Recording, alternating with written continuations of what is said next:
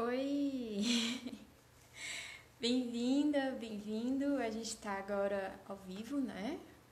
Começando mais uma vez uma live de quinta. A live de quinta é ótima. Mais uma live de quinta-feira às 5 da tarde para a gente falar sobre arte e educação. Essa é a live número 4. Eu vou estar aqui com a Liana Liberato, que vai entrar já já, né?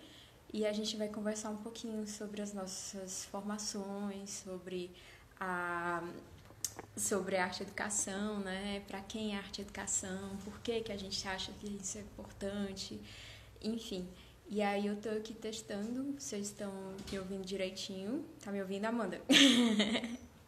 Tá me ouvindo direitinho? E aí eu vou... Massa. Eu vou começar, vou chamar a Liana já já. A Liana é doutoranda em educação pela UFC. Uhum. E a Liana é doutoranda em educação pela UFC.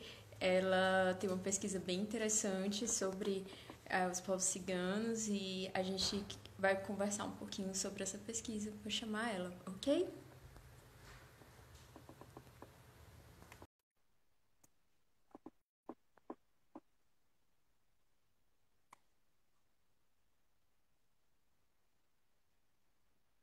Oi, Liana.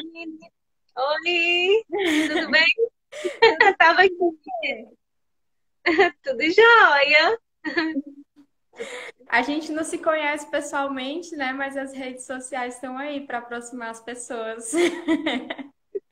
Boas que a pandemia tem trazido para nós, né? Esse outro Sim. lado, né? Esse ciberespaço.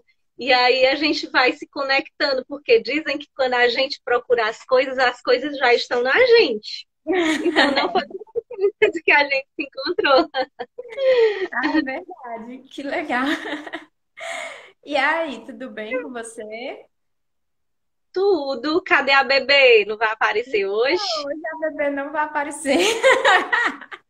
Ah, tem sempre as participações especiais da Nini, mas hoje ela não tá aqui. Acho Então, lindo. hã?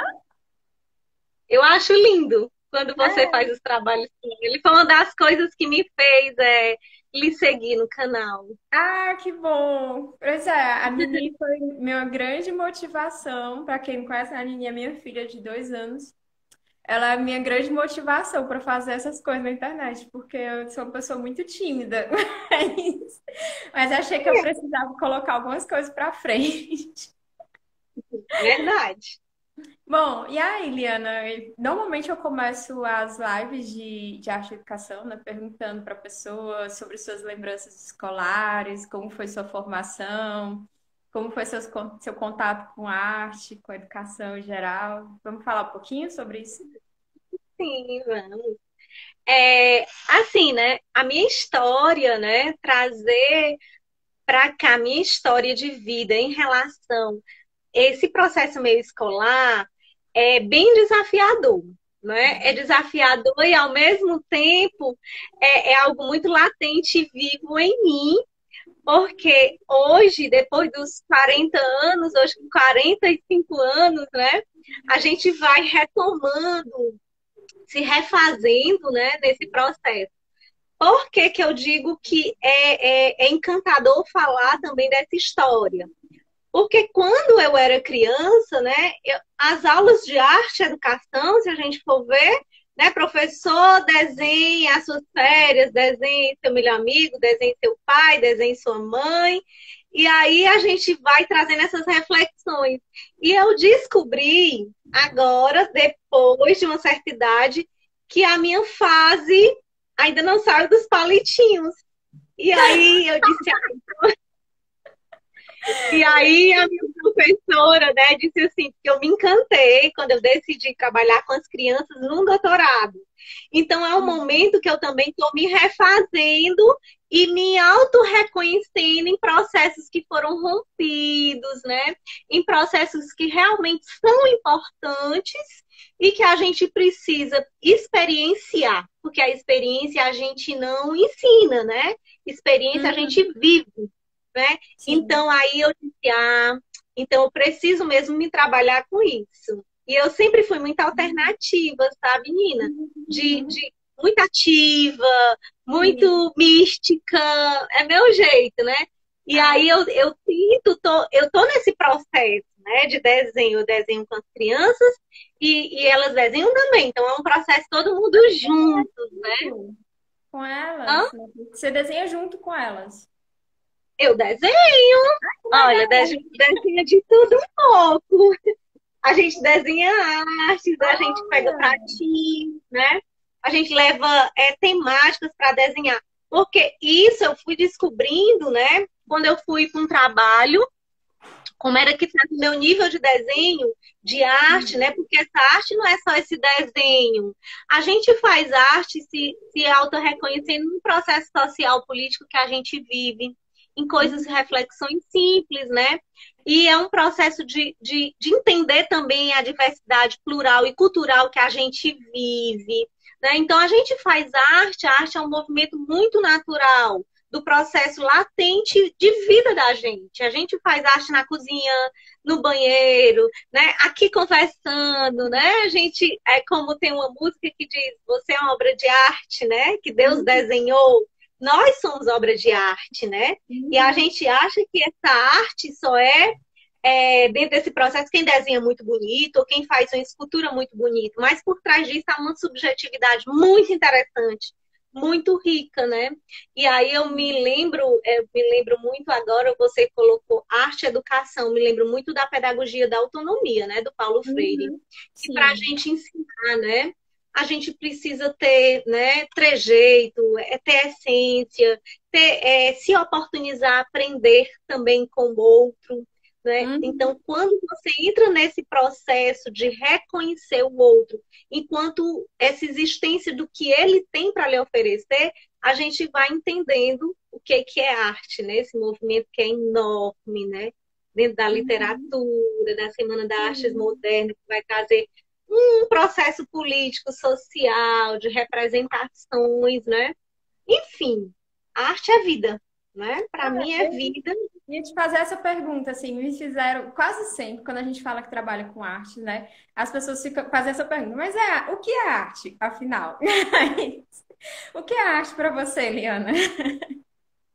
Eu estava lendo um trabalho de uma professora lá da UNB, Ana Maria de Jesus Souza da Cunha.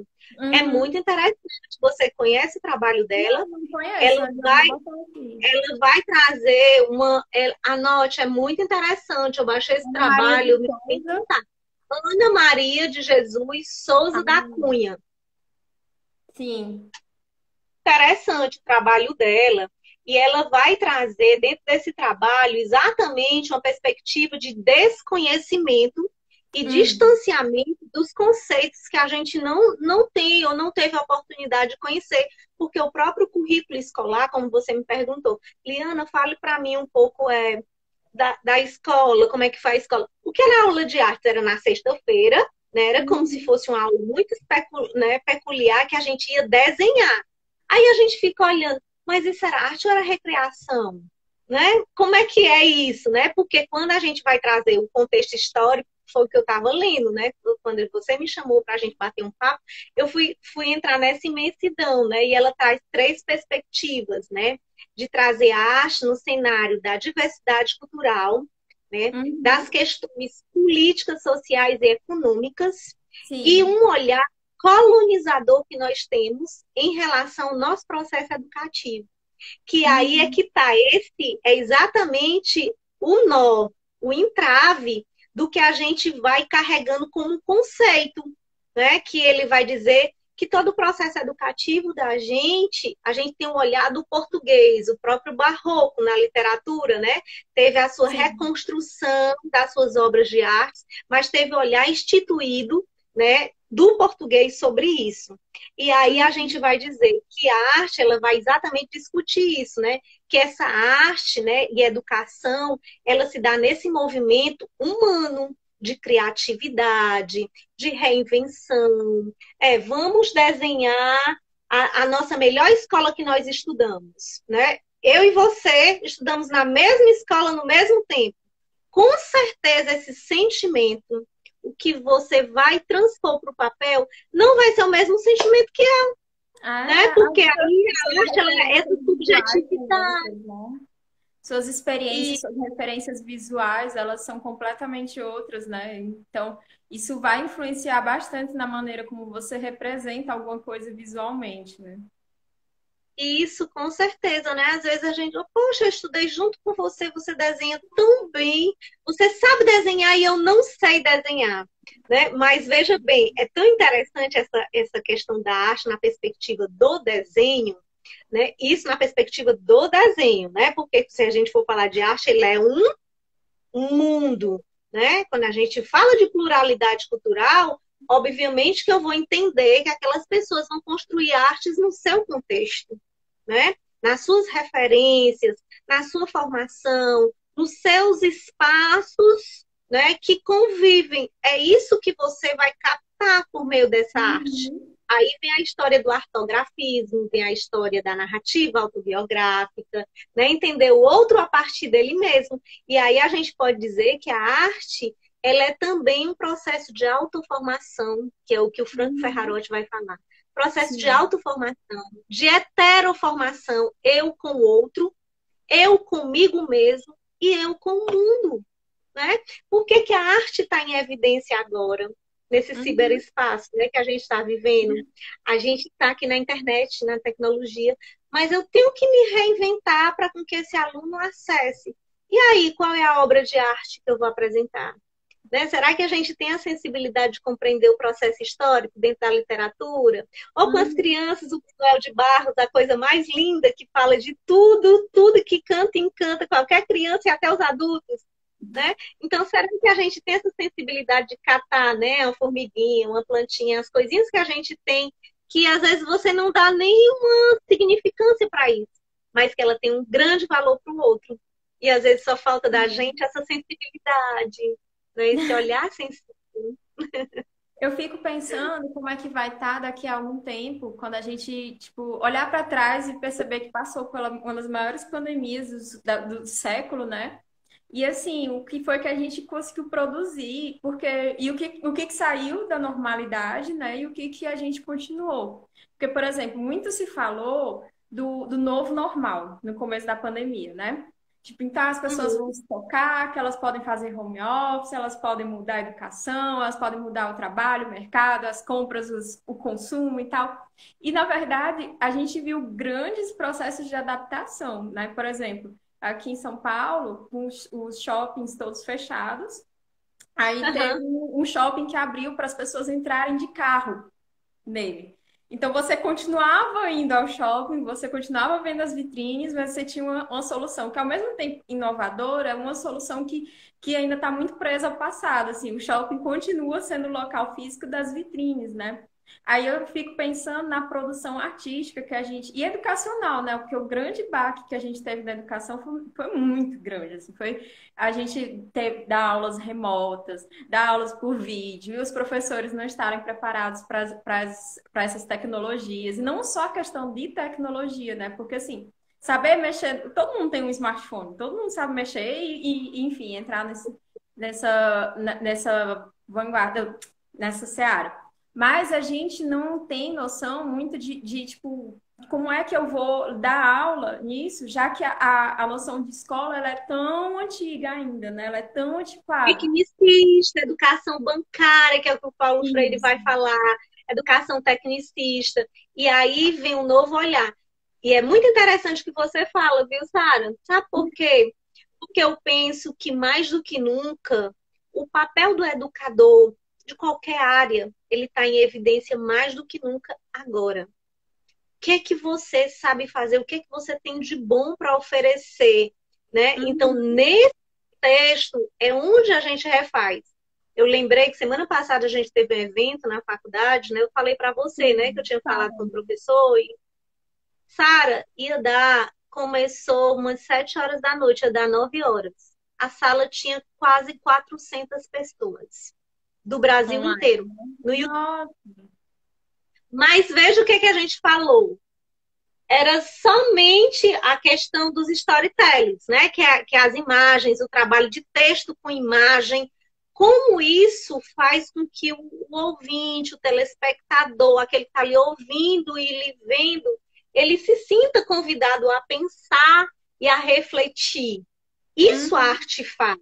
Essa sensibilidade, a arte, não é que a arte seja sensível. Eu acho que nós é que somos resistentes nesse processo de educação colonizadora, né? Sim. E aí a gente vai ter. Isso faz com que a gente exatamente se feche para o novo que a gente tem de bom para oferecer.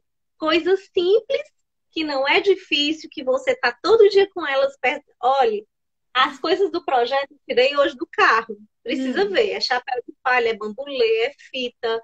É tudo que você imaginar. É caderno, tudo, tudo. Então a gente faz, a gente vai construindo o nosso ateliê com o que se tem. Né? Quando Nossa, você faz ou pesquisa, não pessoa dá para pra juntar coisa é artista, né? vi, ó. A mamãe olhou para mim e disse assim: Liana, eu tenho um saco de esmalte para lhe dar. E eu, saco de esmalte, mãe? Como? Para as crianças. Ah, tá. Minha filha de esmalte vai fazer uma festa, porque a gente cria, né? A gente vai criando, vai inventando a criatividade, né? Lhe permite, todo ser humano é criativo. Né? Uhum. Agora, o que é que eu quero criar? Né? E o que é que o outro também tem vontade de contar, de dizer, de Sim. falar? Né? Será que ele é Uhum. convidado para esse espaço? Ele não faz porque ele não é convidado. Ele é resistente por quê?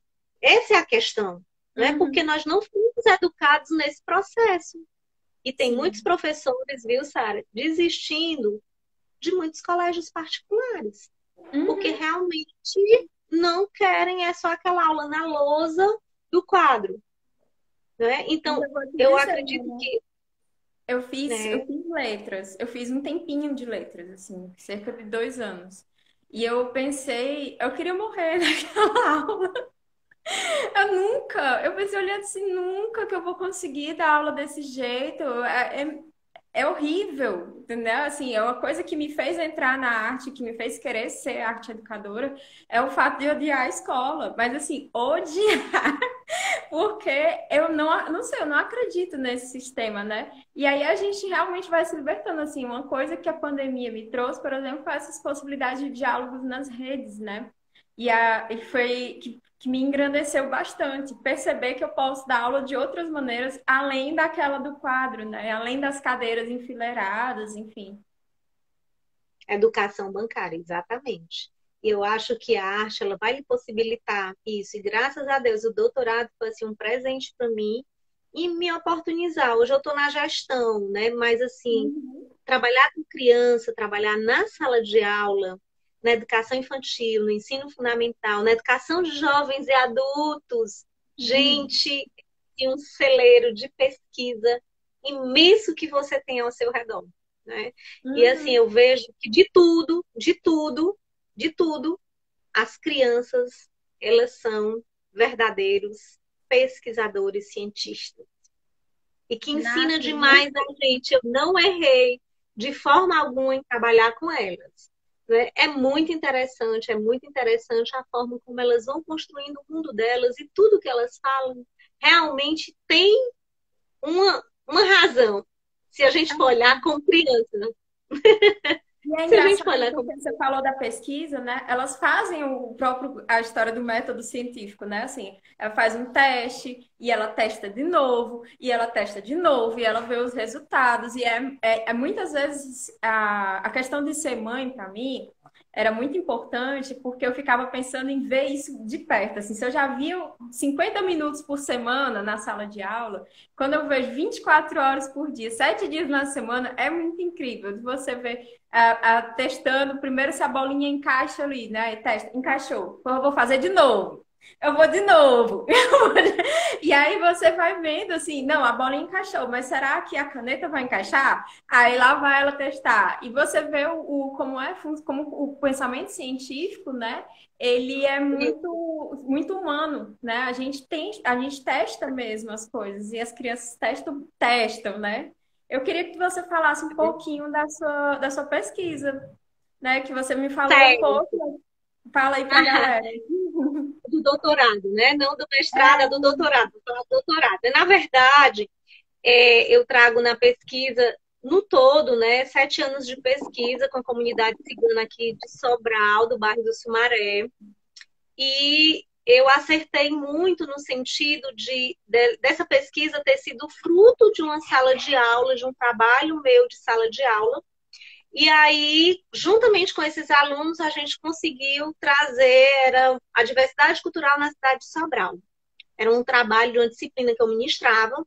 E nesse trabalho, os alunos foram, cada equipe ia trabalhar com um bairro diferente. Aí era as lavadeiras do Rio, o sindicato do bairro, né, o sindicato dos trabalhadores do bairro da faculdade, porque muitos alunos moram fora e não conhecem. Aí tinha a Casa de Cultura, o Teatro São João, o museu, o grupo quadrilheiro, que eles teriam que escolher um grupo quadrilheiro da cidade, né? E aí a Casa de Cultura. Então eu tinha 6 movimentos. E uma aluna levantou o dedo e disse: professora, por que que você não pode botar a gente para pesquisar os ciganos lá no bairro? Aí o outro lá do canto já gritou: ai, não, eu não vou para esse negócio, eu já estou fora da sua equipe, eu não vou mais fazer parte da sua equipe.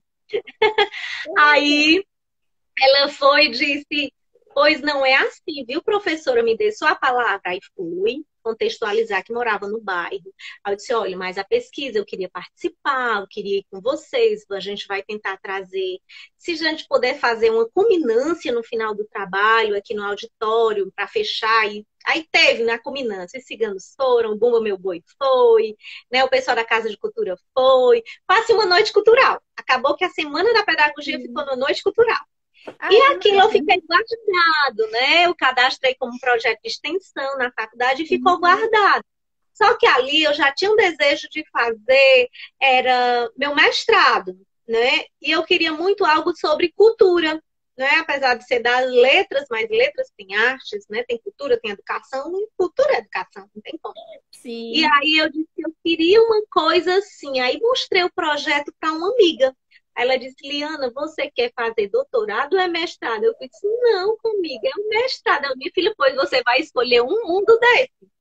Eu disse: poxa, qual é que eu escolho? Aí eu fui fazer uma retrospectiva. Ah, quando eu era aluna da Letras, o professor Rogério Bessas chegava em sala falando que ele era professor da FUNCAP, bolsista, e aí veio para Sobral ministrar aula de fonética e fonologia e resolveu, nessa bolsa dele, que ele recebia na UVA, na época era em 1996, ele Sim. recebeu essa bolsa e resolveu fazer um livro sobre a comunidade cigana de Sobral. Só que ele vai trazer os aspectos linguísticos dessa comunidade. E aí, quando ele traz, ele chegava sempre em sala falando: pessoal aqui fala que o cigano é isso, que o cigano é aquilo, e é perigoso, e eu não vejo isso. E ficava falando, né? A gente é muito bem recebido. Aí, quando eu já estava lá na frente, que eu nem sonhava, né? Mais dentro, já como professora, eu fui analisar. Aí eu disse: eu vou com essa aluna pro bairro. E aí comecei. E a gente foi logo para a casa do líder, e pegamos entrevistas, e pegamos tudo. E E ela como é professora são no bairro. os povos Hã? ciganos, assim, porque a gente vê, tipo, tem uma visão muito estereotipada do cigano, né? Muito, não é nem, é muito fantasiosa, assim, quando você fala de cigano, aí Negativo, é um olhar você pensa negativo, naquele olhar povo que lê a mão e que tá rodando o mundo e tal, e umas povo determinadas errante, roupas. povo trapaceiro, né? Todos os Isso, historiadores, todo literatura, enfim, traz isso. Mas isso são questões, histórias que foram marcadas, né? Realmente de Portugal, para além mar, né? Em todos os países, é, tem essa visão. Mas por quê? Vejam, eles são povos ágrafos, não tem escrita. Então, ninguém como eles pode contar a história deles. Eles usam da oralidade, né? Então, sim, você era no nazismo, na Segunda Guerra. Você não sabe ler, você não sabe escrever, rompe com os padrões sociais. Mulheres vestem essas saias, saem fazendo profecias lendo a mão. Igreja Católica pune, isso é coisa do demônio, né? Não sabe fazer nada, vai pro navio com o povo, vamos embora daqui. Aqui tem que fazer alguma coisa. Meninada, venha para cá, queima tudo quanto é de criança, né? Então, isso tudo aconteceu. E isso ainda acontece em Portugal. Meu desejo é ir a Portugal, porque eu penso em fazer e adiantar minha pesquisa adiante para mim entender esse contexto mais de perto lá fora, entendeu? Mas lá é assim, tem uma amiga minha que mora lá, né? E eles rompem com os padrões sociais porque eles são povos resistentes, né? Uhum. Então, se toda a vida minha história é negada para a sociedade, o que é que você quer de mim, professora? Né? Então, como Uhum. contar a sua versão, a sua história, se toda a história é contada e narrada como algo pejorativo? Então, nada melhor, você não faz uma pesquisa com comunidade cigana, a não ser uma pesquisa ação, né, que eu já considero a minha pesquisa uma pesquisa ação, que não, já não é mais Uhum. etnográfica, se você não estiver lá no campo com eles. Né? Porque tem muitas configurações. Você sai do campo, volta. Então, por isso que eu trabalho com narrativa autobiográfica. Quem vai dizer quem são eles? São elas, as crianças. Quem é você? Olha, eu trouxe esse espelho. Vocês vão olhar dentro da caixa, eu trouxe um negócio. Ah, eu sou linda, eu sou isso. Então, isso é muito bacana, você permitir que o outro conte a história dele, por ele mesmo. Uhum. Né? Então, toda a história, ela traz isso. De onde foi que veio os ciganos? Eles dizem de onde foi. A história diz outra coisa. Né? Então, eles foram povos que demarcaram, né, que são marcados pela oralidade. Então, não há nenhum ponto fixo que diz assim, cigano veio da Índia, cigano veio do Egito, cigano veio... Não. Ah, mas é porque o cigano em Sobral não dança. O cigano em Sobral não tem isso. O cigano em Sobral são assim. Lá em São Paulo eles andam com a roupa e dançam. E o que define ser cigano é a roupa, né? Então tem Uhum. muitas questões que elas estão encorpadas por trás da própria história que se instituiu. Então a mesma coisa de você trabalhar com a questão do negro. O negro por si só, ele se, né? Ele se, vamos dizer assim, ele tem uma história que, para contar a real, né, ele é que sabe, né, por esse sentimento dele, porque o olhar colonizador instituiu isso, né, a negritude, né? Uhum. Enfim. E Mas aí, é nessa história, eu trabalhei. é que esse olhar colonizador, né, que a gente chama essa história contada pelo homem branco, cis, hétero, enfim, que acaba perpassando por todas as outras minorias, né? Assim, por exemplo, nós mulheres, a gente foi muito silenciada por muito tempo. Eu acredito que ainda estamos nesses processos de silenciamento, né? Mas, por exemplo, a Michelle Isso. Perrault, quando ela fala sobre a história das mulheres, ela fala os silêncios das histórias, né? Os silêncios da história. E aí é interessante isso, que a gente tem vários povos de que foram silenciados e estereotipados para que a gente tivesse essa história colonizadora, né? E aí tu falou que eles são ágrafos, né? Eles são povos que não têm a Não história tem escrita. isso, não tem uma história escrita, né, E sobre como é a eles, né? produção artística? A produção artística são muitas. Né? Quando a gente fala em arte no meio de uma comunidade que é muito, né, diversificada, elas são variáveis, né? Olha. Você falou aqui, tem uma obra de arte linda, o Limão, é porque eu não tenho ele aqui, né? Mas, por exemplo, dos velhos ciganos, que foi o que eu fiz no primeiro momento do mestrado. Eu trabalhei com a memória dos velhos e quando eu vi a configuração no bairro, eu fui puxar para as crianças no doutorado, né? Não deixei elas de fora, porque elas estavam tudo sempre por perto, querendo participar, falar. Eu disse, não, as crianças tudo soltas. Eu disse, vou abraçá-las, vou tomar de conta, né? E aí tem um diário muito interessante, são 4 Hum. diários, as memórias de um velho cigano. Agora Olha. você imagina, olha só, que obra de arte. Um velho, né? Que qual a faculdade você é formado em quê? Na escola da vida. Eu sou formado na escola da vida. Eu me alfabetizei só. E aí ele conta as histórias dos amores dele. 4 diários. Encadernei tudinho, tirei só dos aramezinhos, porque os caderninhos eram aqueles de coleginho, tirei os arames, botei na capa dura e a minha dissertação. Botei na capa dura, entreguei para ele, mandei gravar com as letras douradas os cadernos, Memorial do Senhor Benoit. Isso é uma obra de arte para se fazer um trabalho de pesquisa fantástico. Histórias de amor. Aí você veja, um cigano tido como semi-analfabeto, que não frequentou a escola, tem um diário escrito.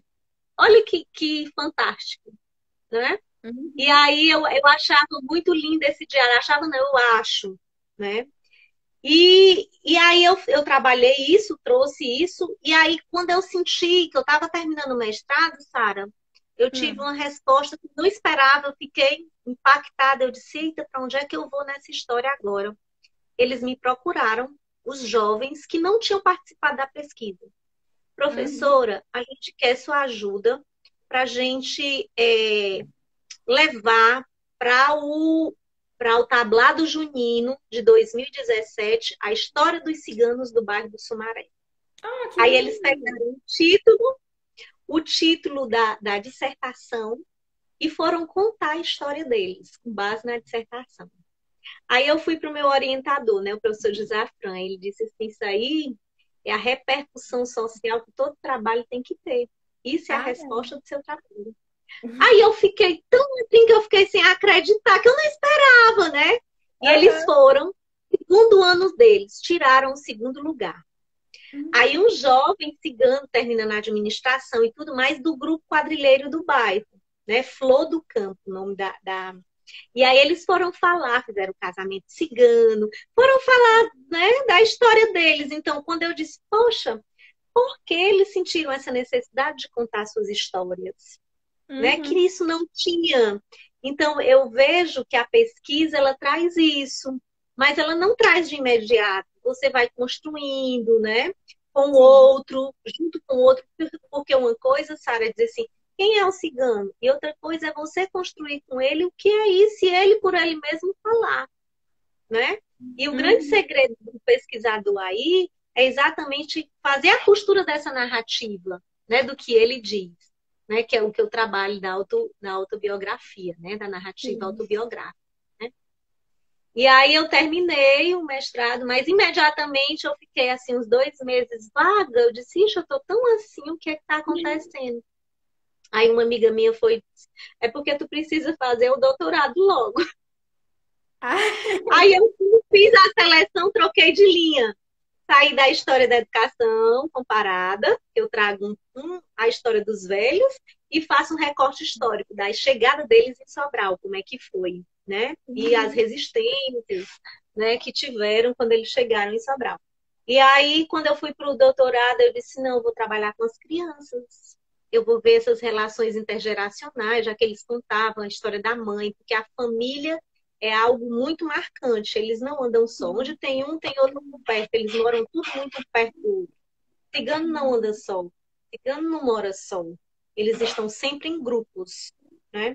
Então a família eu vi que era algo que estava assim na relação intergeracional muito forte.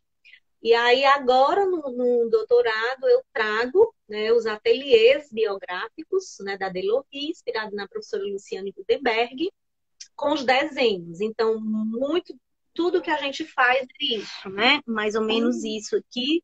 Elas têm esse diáriozinho também, que elas vão escrevendo, elas vão fazendo a narrativazinha delas, vão escrevendo aleatoriamente, desenhando o que elas querem, né? E escrevendo, que é o da Palominha. A Paloma é uma história muito interessante quando ela entrou no grupo. Esse aqui, meu diário, né? E aí Bota elas um vão pouquinho mais escrever facinho pra gente ver. Ah, sim, tô vendo. diário, aí elas vão escrevendo, isso aqui é um caderninho, né? Elas vão falando muita coisa do que gostam de brincar, aos poucos elas vão Uhum. escrevendo, né? Aí cada criança, ela tem uma pasta com os seus desenhos. Aqui é Uhum. vida de cigano. Tudo que o cigano tem. Aí esse aqui. Ah, sim. Tudo que o cigano tem. Aí tem, aqui é, deixa eu ver, são todas elas. Ai, meu Deus, eu pego com tanto carinho nesse caderno, sabe?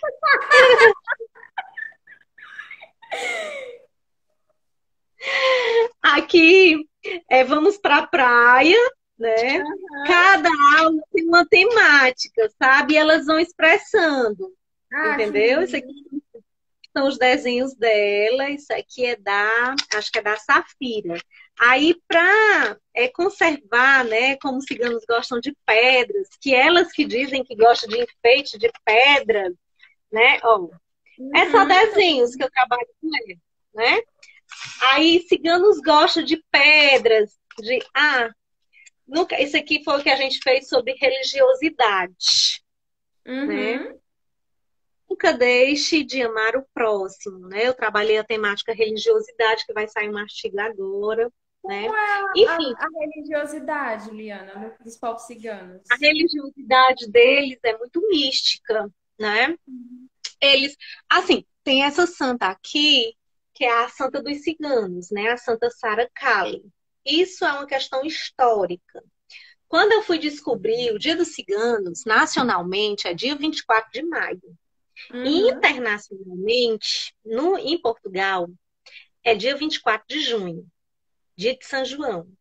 Sim. E pela via das dúvidas, como eu lhe disse no começo, tudo aquilo que a gente procura já está na gente. Eu nasci no dia 24 de junho. Olha Eu só. sou do... Então, eles acreditam muito aqui também, porque está um pouco pesada. Aí é manjar, né? Eles Sim. acreditam em São Miguel, eles têm uma crença de santos muito plural, muito Uhum. místico. Né? Então, eles têm as orações das linhas brancas, o cigano não faz mal a ninguém, o que ele quer é apenas ajudar. Né? Então, eles são muito místicos no sentido, eu tenho muitas fotografias que eu fiz um trabalho, que eu até ganhei um prêmio foi técnico cultural. Eu Olha. trago exatamente a religiosidade dos povos ciganos do Sumaré. Então, era só fotos. Então, eles acreditam muito no Espírito Santo, no São Miguel. Então, eles têm, todo cigano tem muitos santos em casa. Não tem. Agora, do Vebaron, que é Deus, é o primeiro de tudo e de todos Uhum. né, para se resolver as coisas. Não é porque institucionalmente se determinou que Santa Sara Kali é, é a santa dos ciganos que eles a reconhecem como a santa deles, mas o São Francisco, né, já na outra Uhum. casa, na outra rua. Então a gente vai percebendo que eles são muito místicos, né?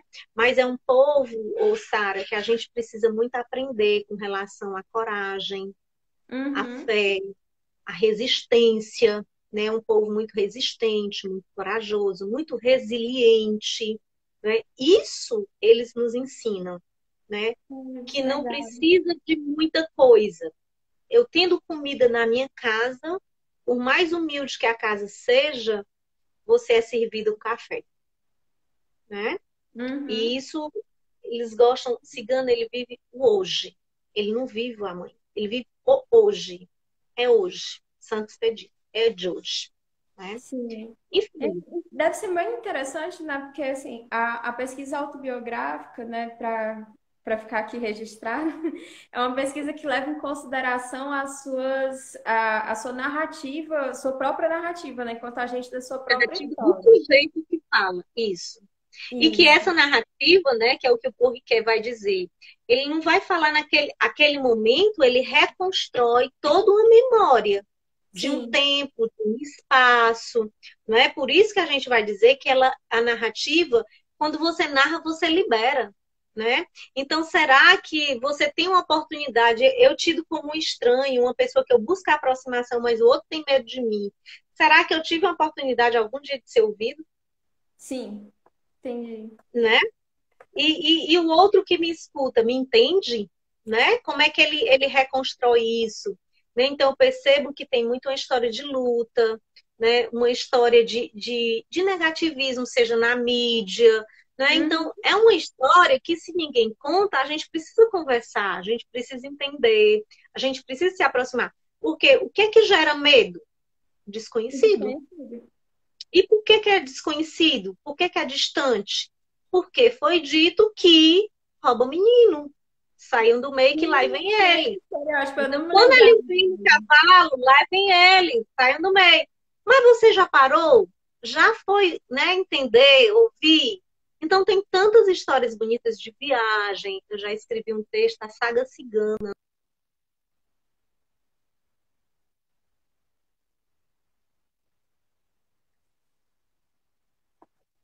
Eu acho. Não sei se é Liana. Liana, tá me ouvindo? Caiu minha net e foi. Oi, Sara. É porque começou a dar uma bolinha, aquelas assim, de que a internet tá falhando. Eu fiquei na dúvida se era você ou eu. Não, aqui eu fiquei lhe vendo direto, é porque travou, estão dizendo aí. Ah, tá Então, é tão bom. interessante. Eu parei. Onde eu ia falar E da você fez escola? um livro, né? Isso, contando as histórias do povo de viagem, prontas, as viagens Assim, ciganas. dos textos, né, que a gente faz sobre as viagens, né? Tem muita narrativa interessante de viagem, de histórias contadas, né? Então, quando você vai entendendo esses contextos e trabalhar com as crianças, né?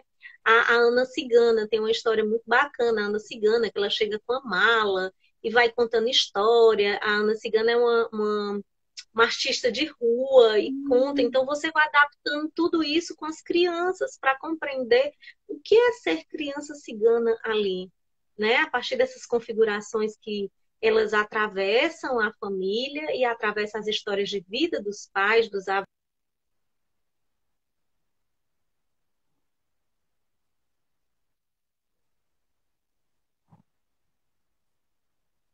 a própria Moana, que é uma menina resistente, que ela se sente Sim. na obrigação de saber a história do seu povo, né? Sara, eu acho que é o seu, eu acho que é a sua internet. Você tá como se fosse um olhinho dormindo. Eita, mas aqui tá normal, voltou ao normal. Mas é isso Tá? aí. Tá me Acho. ouvindo? Não, eu tô lhe ouvindo. É porque eu tava falando e eu vi o seu olhinho murchinho, assim, aqui, está Ah, dormindo. então deve ter travado minha imagem. Eu fiz uma pesquisa autobiográfica também, com a Luciane estava na banca, né? A Luciane Goldberg, sobre a minha formação como artista educadora, né? E aí eu fui pegar os meus diários, que eu faço desde que eu comecei a escrever, enfim, eu fui pegar os meus diários de 2012, né, que foi o ano que eu entrei nas escolas, que eu comecei a ser professora, até 2017, que foi o ano que eu fiz o TCC, né? Aham, Aí eu achei interessante porque assim a história da pesquisa autobiográfica, né? Ela permite você se conhecer de uma maneira muito intensa, né? E você entender esse processo na educação, esse processo de formação de professores, que ele perpassa assim uma série de coisas, né? Você nunca é, com uma coisa que eu coloquei, tipo, você nunca é um professor só no horário comercial, entende?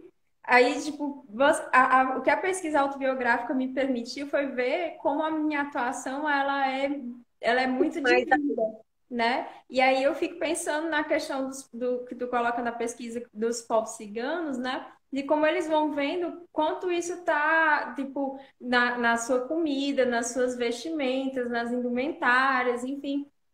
E de que é uma vida, né, que você está pesquisando, não é um momento em si, mas é todo um contexto onde a pessoa está inserida de tudo, desde o que ela come, o que ela escreve, o tipo de coisa que ela consome, com quem que ela vive, né? Enfim, eu na pesquisa autobiográfica, né, que eu fiz meio uma narrativa como se eu estivesse subindo uma montanha, né?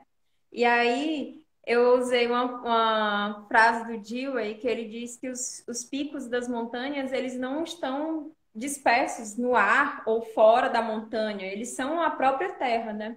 Então, é aquele sim, momento onde você descobre que tudo que você está narrando na autobiografia é você, e é você, assim, de uma maneira muito inteira, né? Eu não sei como é que está sendo para tu mesmo, Liana, né? Esse processo da pesquisa autobiográfica.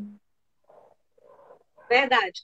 Porque assim, olha, para mim é isso que eu falei para você no começo, é uma forma de entender a arte, não só essas minhas habilidades de construção com elas e aprender com elas, as habilidades com elas, mas Sim. muito mais também me reconhecer no meu processo de infância, porque a gente acaba revivendo. Veja bem, quando eu era criança, né, o povo, né, não era minha mãe nem meu pai, mas foi instituído minhas irmãs e eu aqui no meio. Isso tem muito uma relação com o que eu pesquiso hoje. Veja só, eu com os cabelinhos cacheados e minhas irmãs loiras dos olhos azuis, cabelos lisos. Então as pessoas diziam o que para minha mãe? Essa menina é tão estranha, ou menina feia. E aí o que é que eu fazia? Saía correndo, não queria ouvir. Então, o que que o outro fala que você internaliza e você vai crescendo se achando algo do que você não é. É Uhum. isso que eu crianças, elas passam por um processo, como elas dizem assim, ei menina ré, tu é cigana?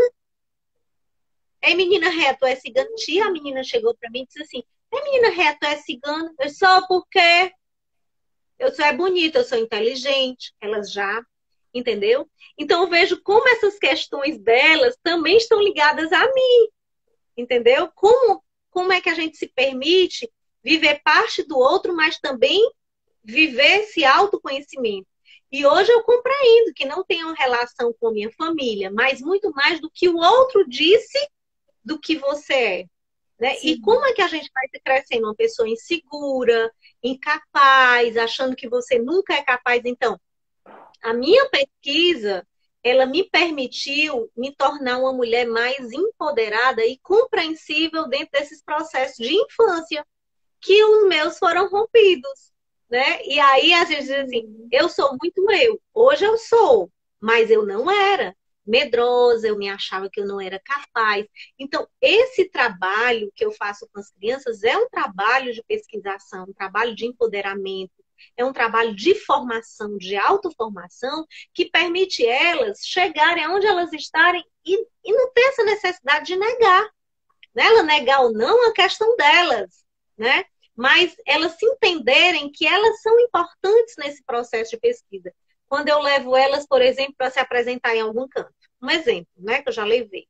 Aí uma pessoa disse, olha, gente, não pode bater fotos, né? Eu digo logo, mas pode perguntar, umas 3 perguntinhas, porque a gente vai ter que ir embora.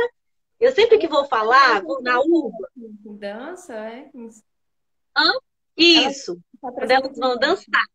Ah, que legal. E aí elas vai dizer assim, elas vão dizer, tia, eu não vou falar, eu vou só ouvir você. Quando eu crescer, eu quero ser igual a você. Eu digo, oh, meu Deus. Eu disse, não, mas é porque eu vou falar e depois vocês vão dizer se eu tô certa ou tô errada. Eu vou falar do nosso trabalho, né? E aí elas vão comigo, né? E aí, quando a gente chega lá, tá lá os alunos esperando, eu vou falar e tudo, e elas ficam lá caladinhas, ouvindo. Aí eu disse, aí, vamos fazer alguma coisa? Aí uma diz, a gente posso dançar. Aí elas vão dançar, dança, dança, aí diz, pronto, vocês querem perguntar alguma coisa? Aí alguém diz, quero. Aí quando vai perguntar, diz assim, você já se sentiu assim, é, de ser criança cigana, de não ser? Como é que é? Ela disse assim, mais ou menos. Olha só, mais ou menos. Tem horas que eu gosto de dizer, por exemplo, aqui, mas em Uhum, outros lugares, por exemplo, não. Por que em outros lugares não e, por exemplo, aqui? uhum. Entendeu? A forma Sim. como os outros percebem, os outros veem, né? Então a gente vai ver que não dá para fazer um trabalho isolado. Ele é um trabalho singular plural. Ele é um trabalho singular plural. Ele vai falar dela, ela vai falar dela, mas vem essas raízes da família, do pai, do avô, que fica marcado nela. Né? Uhum. E aí eu vou ao encontro, né? O porquê as crianças se dão mais os outros.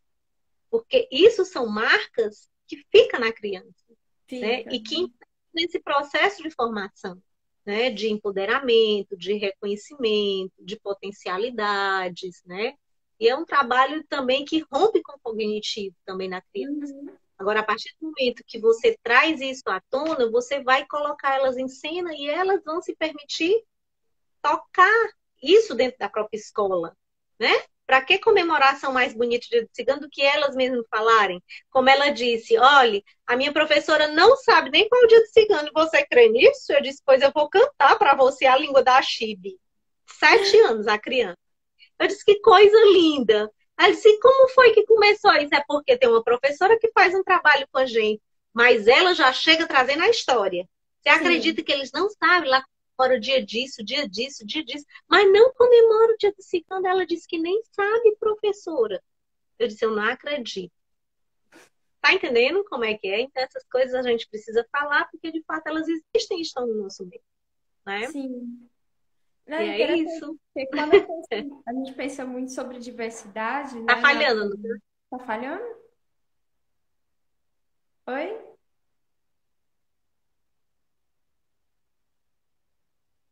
Tá me ouvindo? Falhou, mas voltou. Agora Tá. voltou. A bolinha A que estava gente fala rodando para muito, mim. Ah, a gente fala muito sobre diversidade na sala de aula, né? Assim, de você estar preparado para receber crianças de vários tipos, né? De várias histórias, de várias coisas. Infelizmente, a gente tem uma educação, como você coloca, né? Segundo Paulo Freire, uma educação bancária, que ela não reconhece essa diversidade, né? Eu trabalho também com educação inclusiva, então, muitas vezes a gente se depara, assim, com as pessoas dizendo, mas como é que eu vou ensinar uma pessoa que não vê? Como é que eu vou ensinar uma pessoa que não escuta, né? E aí, e isso é tão mínimo, porque quando você vê, você tem cada pessoa ela é muito única, né? Então ela vai trazer uma história de vida, ela vai trazer, é uma pessoa que foi criada pelos avós, é uma pessoa que é negra, é uma pessoa que sofre com misoginia, é uma pessoa que eu, por na exemplo, verdade, Sara, eu eu nunca fui acredito que você professora não de ensina. inglês. Hum? E eu acredito que você não ensina esse movimento. Você aprende. Porque Ah, quando você está dirigindo, você está sendo ali, vamos dizer, o mediador, ele já está trazendo os caminhos. Vamos fazer sim, assim, professora? Olha, eu sinto o cheiro, eu escuto isso, né? Quando você se posicionar assim, eu já estou percebendo isso, eu estou ouvindo, então eu acompanho assim, pode ser? Então, é o sim, momento de você, como mediadora. Eu já tive aluno, tinha um intérprete de Libras, né? E ele, olha, a apresentação dos trabalhos dele eram perfeitas. Perfeitas, que eu dizia assim, queria ser assim, né? Então, ele era fantástico, ele fazia pedagogia e tinha um intérprete que se sentava na frente. No começo, eu tinha que muito articulada, apontando se fosse slide, se fosse em equipe, eu tinha para ele, entendeu? Ou então alguém ficava acompanhando, aí depois a faculdade colocou uma pessoa e essa pessoa ficava interpretando. E nos seminários, né, de apresentações, ele fazia o cenário dele perfeito. Todas as encenações, muito bem gesticulado, muito bem expressivo, expressava demais. E eu acho que esse movimento a gente não ensina muita coisa, mas você aprende muito, não é? demais. Muito. É. Nós temos, Liana, uns 5 minutinhos aqui antes do Instagram bombar nossa live. E aí eu queria te perguntar, que assim, tá sendo muito boa essa conversa, nós tá aprendendo bastante, né? Te agradeço muito por você ter aceitado. E aí eu Estamos queria te aqui para perguntar, me isso. fizeram uma pergunta recentemente, assim, o que que a arte pode fazer pela educação? A arte pode fazer pela educação. Eu acredito que a gente já conversou no começo, né? Eu acredito que quando nós compreendemos a arte enquanto um dispositivo formador, heurístico e de apreciação, eu acredito que nós contribuímos muito, né? Que nós somos esses mediadores em que a arte ela vai mediar, né? Ela vai possibilitar novos caminhos e auxiliar naquilo que você achar que seja de mais difícil para o aluno aprender. Aí eu já fiz, professora, eu já fiz de tudo. Só se eu me vestir de fada madrinha, de bailarina, mas eu não sei. Use sua criatividade. Entenda que dentro de você existe um potencial criativo que está escondido e que você não se permite porque você não foi educado, seu processo de formação não lhe permitiu.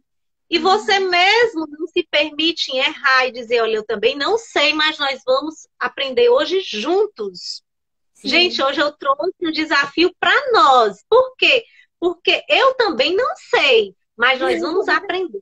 E me parece que quando a gente, assim, né? Eu só tenho 22 anos de sala de aula, né? Mas Só. assim, só eu entrei novinha em sala, né?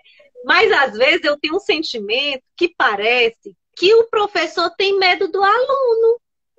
Assim, às vezes Sim. me vem um sentimento, poxa, por que que você não lança a proposta? Você que está ali à frente, né? Lança a proposta para que as coisas venham florescer, que eles sugerem. Eles dizem os caminhos, eles vão, né, e eles vão dar dispositivo para você. Olha, eu não sabia que eles sabiam, já disse, eu ia falar uma besteira que eles nem iam mancar de mim, eu achando que sabia. Então, vejo que não dá para dialogar a educação sem a arte sem a criatividade, né? Porque esse ato de ensinar, ele requer essa sensibilidade, ele requer muito mais do que o falar, a escuta sensível, a observação, né? Sim. Isso é preciso e necessário. Então, eu vejo hoje, principalmente, eu acredito que os professores de artes estão igual aos psicólogos. Não Quase. sei por quê, sabe? A psicologia era uma área que estava altamente, né, apaziguada.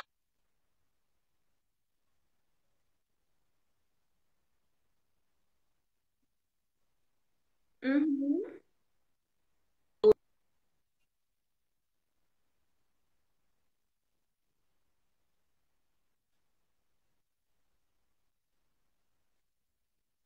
Sim.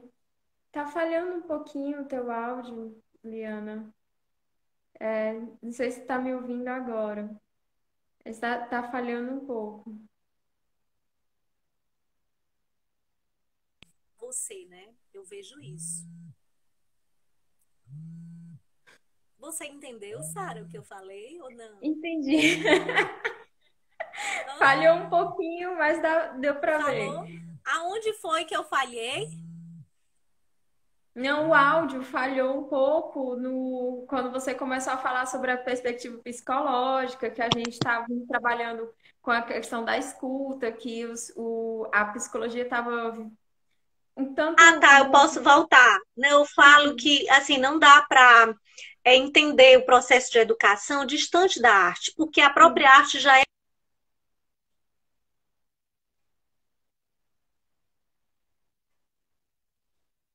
Uhum,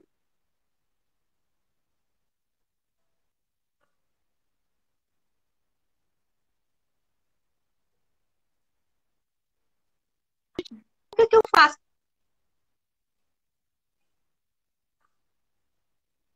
sim. Pois, Liana,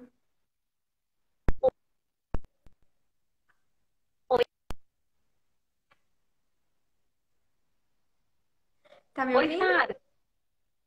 Certo. Eu Agora eu acho que a tô, tá nossa. falhando.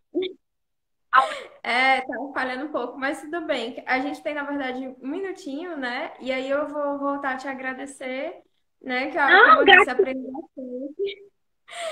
É quase que assim, eu tô chamando pessoas para darem aula para mim, entendeu? gratidão. Eu também quero aprender com você. Depois a gente vai marcar uma live lá na faculdade. Eu vou marcar um tema bem bacana, a gente vai ficar trocando figurinha para a gente fazer uma lá na faculdade de oficina de arte. Viu? Tá bom, querida. A Muito Alessandra obrigada. entrou, Alê. Minhas alunas aí entrando. Já vamos sair. Sarinha, Ah, foi muito grata pela oportunidade, gratidão, viu? Muito grata. E um cheiro na minha. tá bom. Até mais, Liana. Obrigada. Por nada, meu amor. Tchau.